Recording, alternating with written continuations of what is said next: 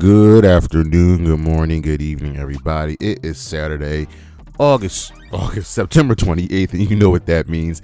It's time for the High Risk Wrestling Podcast. And right now I'm on edge, not trusting my friends. God has been there with me, but it's me, Jeremy Pierce. Check out the socials, Charismatic Creations on Facebook and YouTube, Charismatic_Creations52 on Instagram, and of course, the 215 on Twitter. In today's show, well, we're going to be looking at and having some fun talking about the forgotten modern WWE pay-per-views. This is going to be really fun with Bad Blood being brought back, and you know, NXT bringing back Vengeance, the Great American Bash, and No Mercy. It's time to go have some fun. We're going to talk about them Johns, but for now, you know what's next, so just go on and hit my music.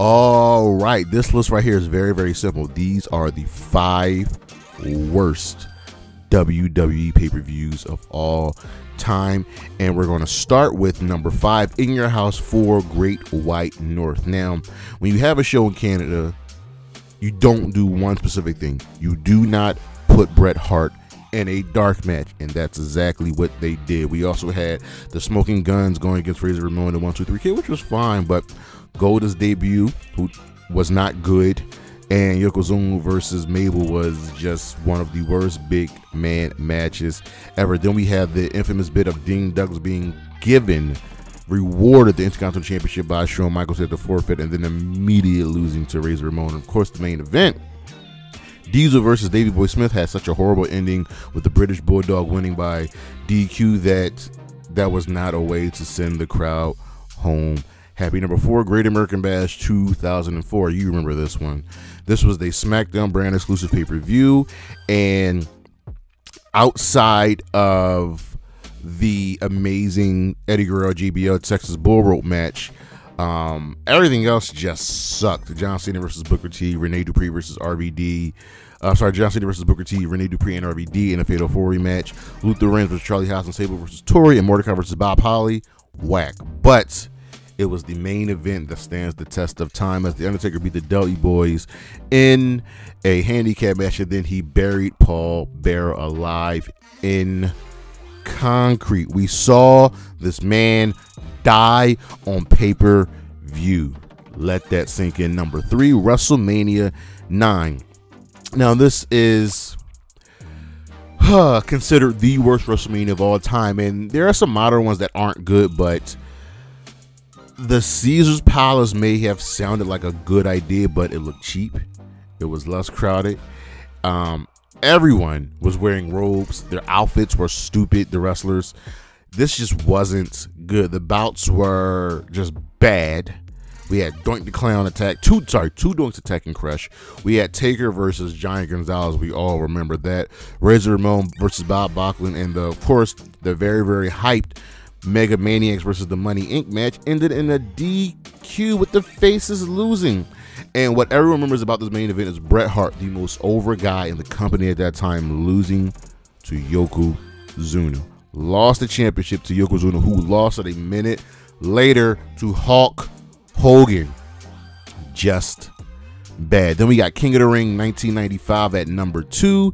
And yeah, just not good. You know who won that King of the Ring? It was Mabel. Well, let's look at the card.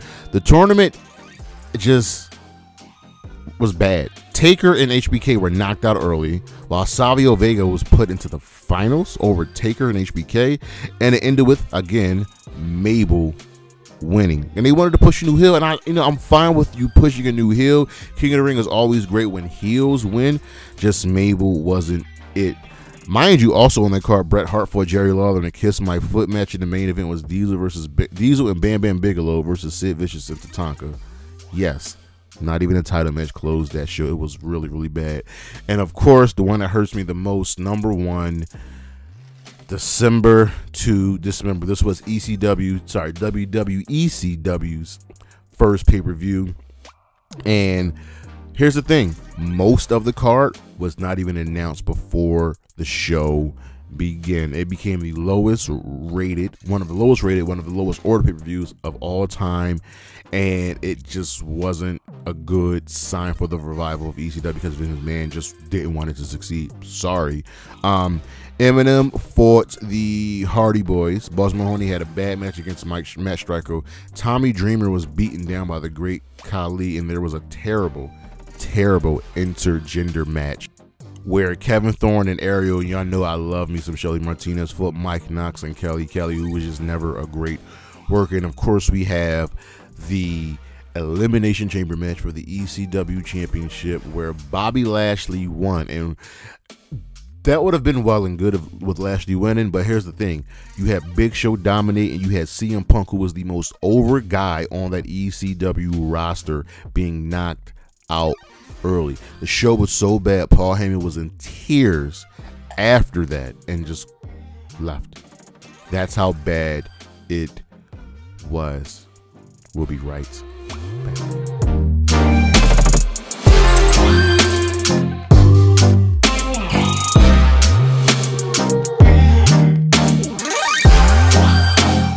The spotlight is back, it's bright, and it is shining on a man I greatly respect, and that is Paul Heyman. Why is it on Paul Heyman? Well, the Bloodline story is very much rolling along, and the old tribal chief misses his wise men.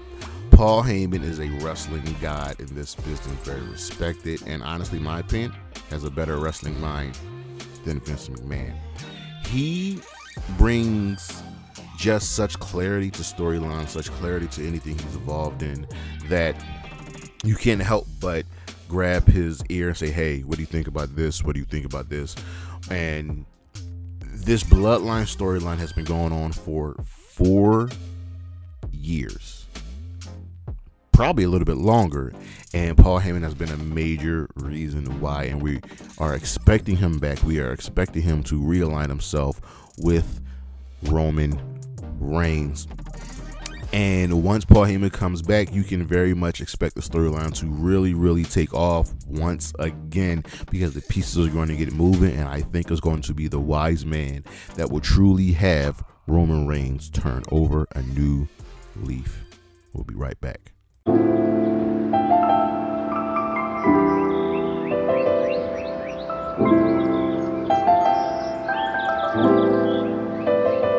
WWE pay-per-views are just natural.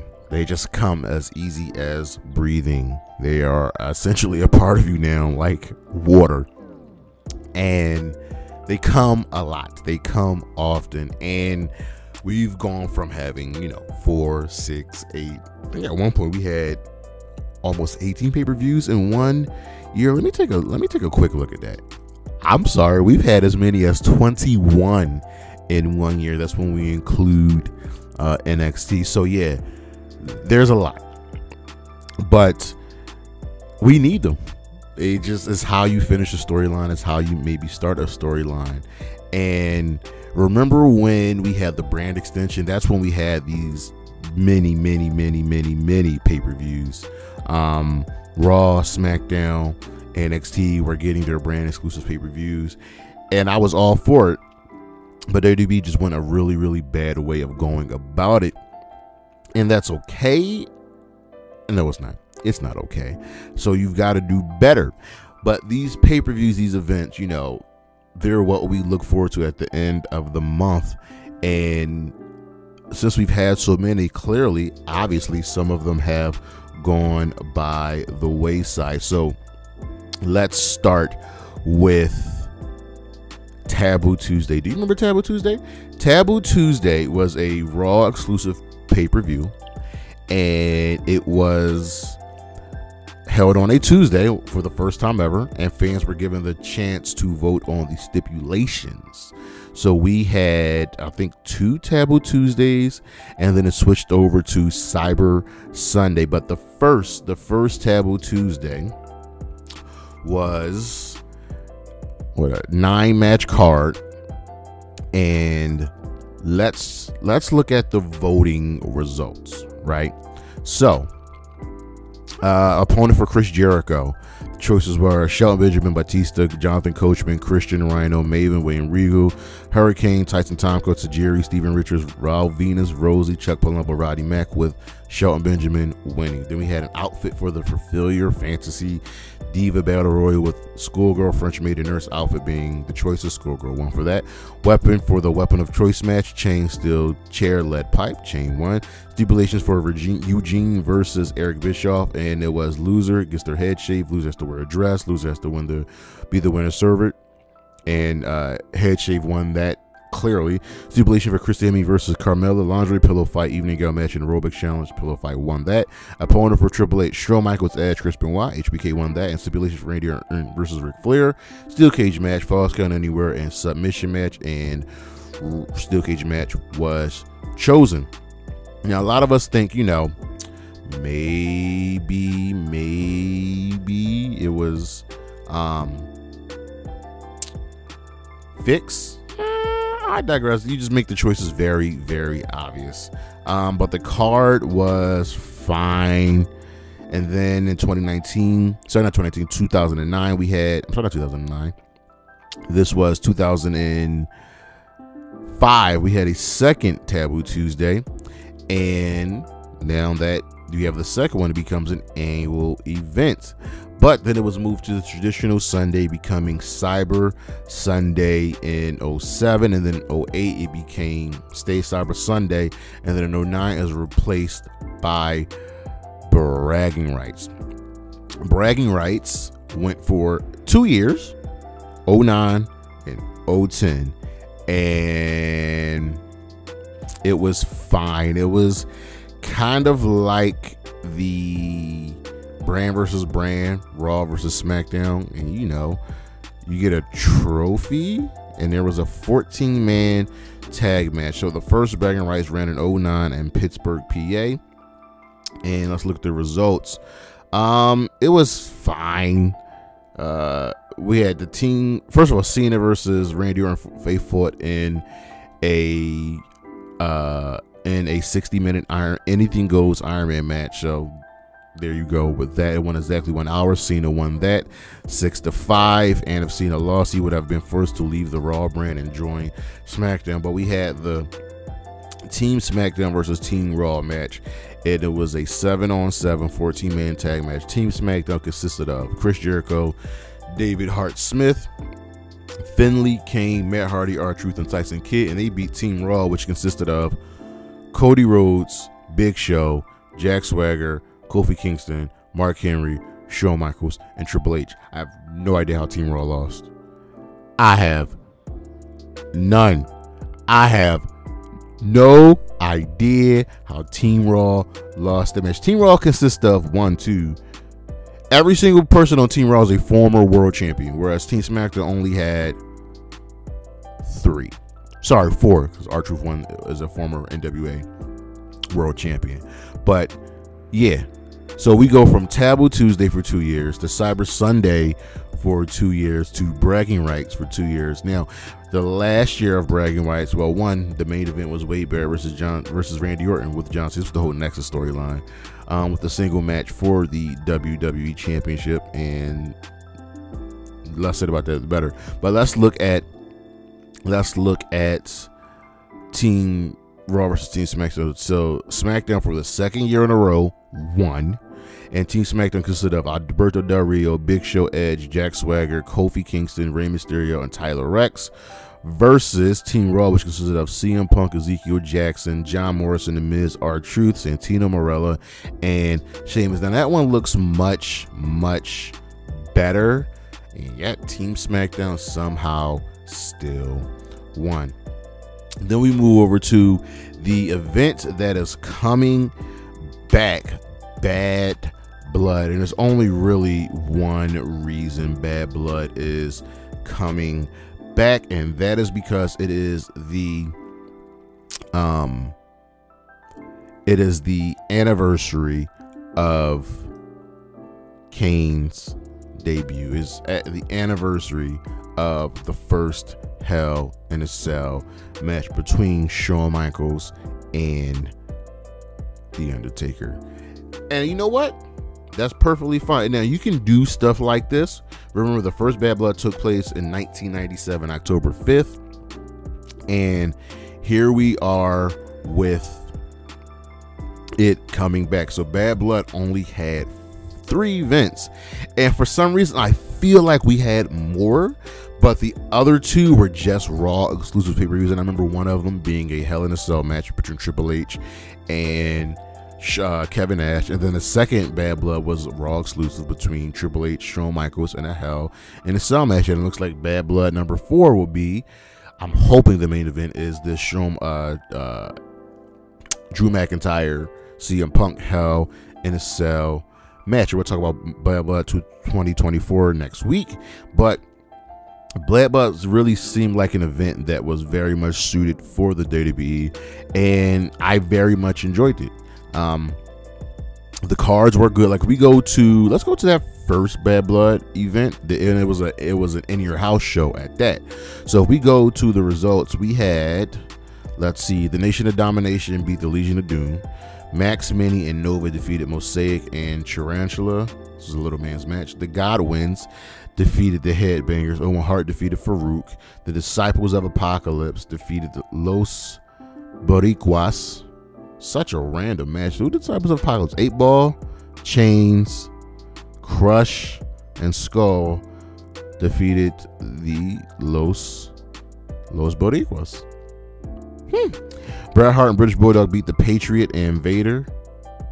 And the main event was, of course, the Hell in a Cell match. So Bad Blood really is fun, stands the test of time. Then we had, you heard me talk about it in the list, December to Dismember. That's all we're going to talk about. We're going to say it was not a great show. We are going to move on from it. The less said, the better, because it's just not good. Then we had WWE Breaking Point in 2009, the one specific breaking point. This took place in Montreal, Quebec, Canada, and I felt like this could have been a submission place show, and it was eventually replaced by Night of Champions, which I missed. And Breaking Point had originally replaced the annual September event, Unforgiven, which we'll talk about just a little bit later, because I grew up on a very specific schedule for WWE pay-per-views. It was Rumble, No Way Out, Mania, Backlash, Judgment Day. I forget what the June pay-per-view was. July, Great American Bash. August, SummerSlam. September, Unforgiven. October, I forget what October was, but November was Survivor Series, and December was Armageddon. We're going to talk about all of those. Breaking Point ran. You didn't really need to place Unforgiven, and Breaking Point was just here. It was a one and done show, and I get it. You want to do something different, and we just take a quick look at that card. It was fine. Jericho beat the World's Strongest Tag Team. I do not remember MVP and Mark Henry in a tag team. Kofi versus The Miz. Legacy beat DX. What was the main event? Punk Taker submission match. So there you go. It's fine. And like we said, it replaced Unforgiven. And Unforgiven had how many events? Unforgiven had 11 events. There was one in Philadelphia? Unforgiven had 11 events. So what was the point? I understand you wanted to do something different, but sometimes you don't need to do anything differently. Why? Like, Unforgiven has such a strong history, and you just got to make things work. Unforgiven. Let's look at some of these main events. Let's go to the one in Philly. One in Philly was Rock versus Benoit, Taker, and Kane for the WWF Championship. Pittsburgh the following year, Stone Cold Kurt Angle. 2002, Brock Lesnar, Taker. Brock Lesnar been around for a hot minute, dog. And then it became a Raw exclusive pay-per-view. And like, I get it. You want to do something different. but just bring it back. And here's the thing, The Last Unforgiven has one of my favorite matches, the Championship Scramble match. You know what the Championship Scramble match is essentially, think of it like an Iron Man match with multiple people. Whoever has the most falls in that match when the timer is up, not most falls, but whoever, okay, there's a championship on the line, and whoever has the final pinfall when the match is over wins. So you could win, you could be in the middle of a match, you could be world champion right now, but then I pin you, now I'm world champion, so on and so forth. But I miss that match. Then we have Armageddon. Y'all remember Armageddon? Armageddon is remembered for one great moment, one fantastic event. Okay, first of all, we had 9 Armageddons. The last one was in 2008, but we all remember the one specific event, the one specific moment that is emboldened, is burned into our brain, and that is, of course, the Hell in a Cell match in 2000. Kurt Angle, Stone Cold, Triple H, Taker, Rock, Rikishi, and the big moment where Undertaker chokeslammed Rikishi off of the Hell in a Cell onto a truck. That alone should make Unforgiven stay here. Period. And yet the WWE felt it was adequate enough to get rid of those events, and that was it. Like, bro, come on. Why would you do that? Like I said, y'all, I grew up on a very specific schedule. Okay, that's just how it was. Rumble, No Way Out, Mania, Backlash, Judgment Day. June was always a toss-up, but for the while it would either be King of the Ring or Vengeance, and then in July it would either be Vengeance or the Great American Bash. SummerSlam was in August, Unforgiven was in September, No Mercy was October, Survivor Series, Armageddon, and that was just like clockwork. I just miss I'm being nostalgic, y'all. But then we had others. We've had Over the Limit.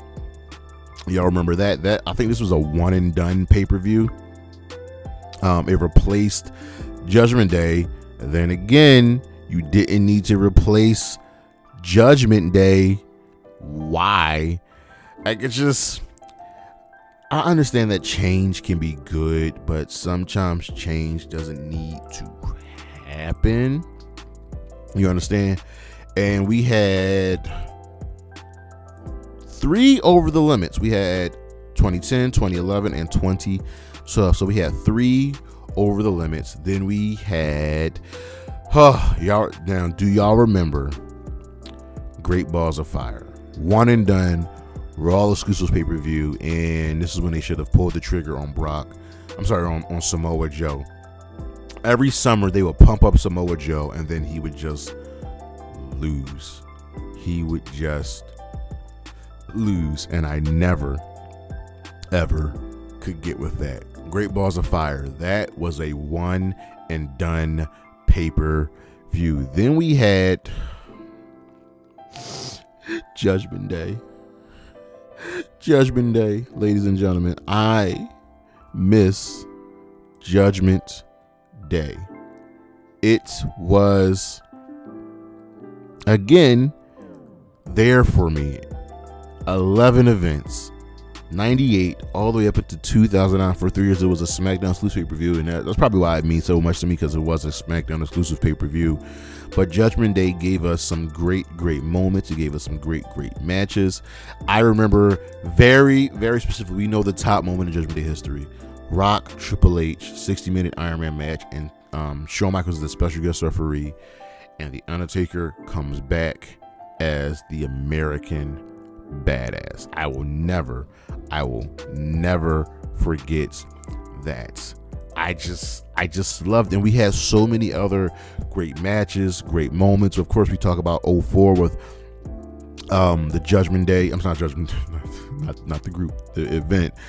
Eddie, JBL, and that bull rope match. We in that blood fight. We remember Taker versus Hollywood Hulk Hogan. We remember Ray versus JBL. We remember Edge and Jeff Hardy. Judgment Day is really, really important to me, and it might be one of the 3 pay-per-views I very much miss the most.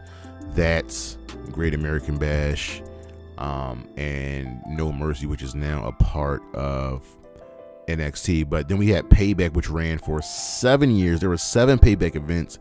It replaced their May. It was moved around a lot because it was in June, it was in May, it was in August, and it was in September. And that's the one thing I really didn't like about WWE, the pay-per-views, is that you're moving all of these events around, and you just have a schedule. Like, I know the Rumble's in January.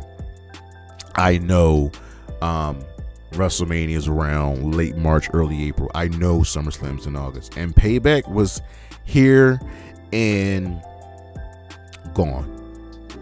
And we remember it for what? What's the greatest Payback moment?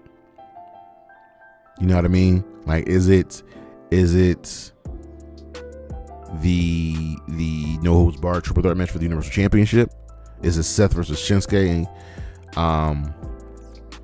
Which I really, really hate. There was a Payback last year, and I do not think there's a Payback this year. If we go to this year's schedule, upcoming events, there's nothing scheduled after Survivor Series War Games.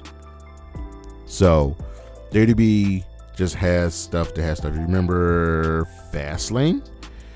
Fastlane seems very, very WWE appropriate. So Fastlane ran for 7 years. You sometimes forget that these events ran for, over 5 events. Fastlane was in 2015 in February, in March, and then there was one in October. See what I mean about moving stuff around? It doesn't work. And Fastlane replaced the Elimination Chamber events, which is now gone. We don't need to talk about that. I've done too many shows about the Elimination Chamber, and the Elimination Chamber replaced No Way Out. And